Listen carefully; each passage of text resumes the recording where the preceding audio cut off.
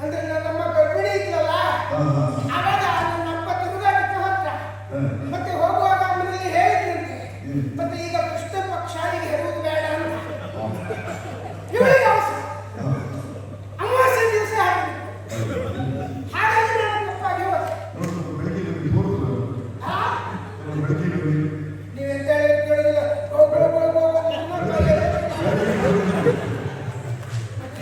ಹಾಗೆಲ್ಲ ಆಗ್ತಾ ಉಂಟು.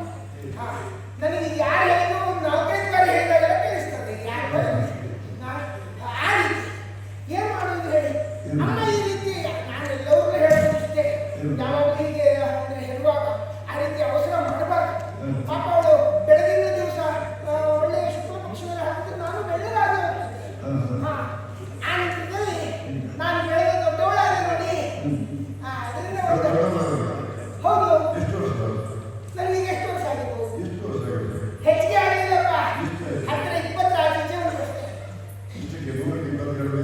100 ಕಲ್ತ್ಕೊಂಡೆ. ನಿಮ್ಮ ವಯಸ್ಸಲ್ಲ. ದೇವಸ್ಥಾನ ಕಟ್ಟಿಸುವಾಗ ಅಲ್ಲಿ ಕೆಲವು ಕೆಲಸಗಾರರೆಲ್ಲ ಬಂದಿದ್ರು.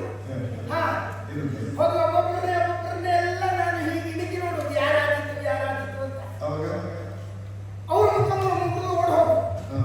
ಮನೆಗೆ ಮತ್ತೊಬ್ಬ ಶಿಲ್ಪಿದ್ದ, ಬೆಳ್ಳಗಿದ್ದ. ನನಗೆ ಬೆಳ್ಳಗಿದ್ದ ಗಂಡ ಬೇಕು ಅಂತ ಆಸೆ ಉಂಟು. ಅದು ನಾನು ತಪ್ಪಿದ್ದೇನಲ್ಲ. ಅವ ಗಂಡನಾದ್ರೂ ಬೆಳ್ಳಗಿರ್ಲಿ. ಆಗ ಹುಟ್ಟುವ ಮಕ್ಕಳು ಹೇಗಿರ್ತಾರೆ ಹೇಳಿ? ಕಪ್ಪು ಬಿಳಿ ಹಂಡಪಟ್ಟ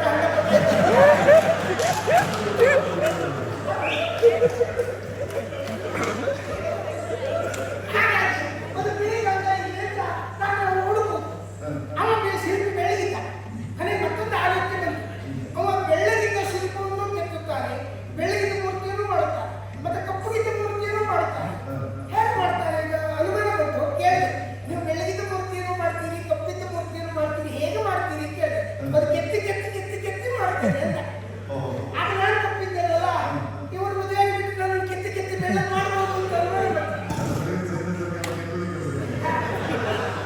ಅದೇ ಅವರಲ್ಲಿ ಹೇಳಿದೆ, ಅದಕ್ಕೆ ನನ್ನನ್ನು ನೀವು ಕೆತ್ತಿ ಬೆಳ್ಳ ಮಾಡಬಹುದು, ನಾನು ನೀವು ಮದುವೆ ಆಗುವ ಅಂದೆ.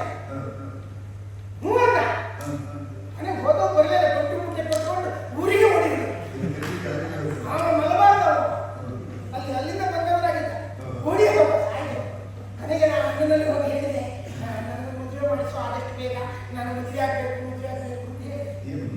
ಅಣ್ಣ ಹೇಳಿದ, ನನಗೆ ಆದಷ್ಟು ಬೇಗ ಒಂದು ಮದುವೆ ಮಾಡಿಸ್ತೇನೆ, ಈಗ ಒಂದು ಸಂದರ್ಭ ಬಂದಿದೆ, ಒಂದು ಸಂಬಂಧ ಕೂಡಿ ಬಂದಿದೆ ಅಂತ ಹೇಳಿದ್ದಾರೆ.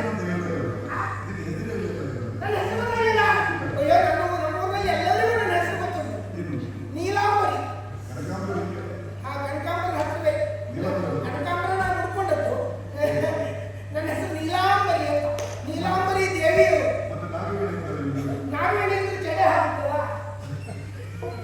ಅದು ನಾಗದೇವರು.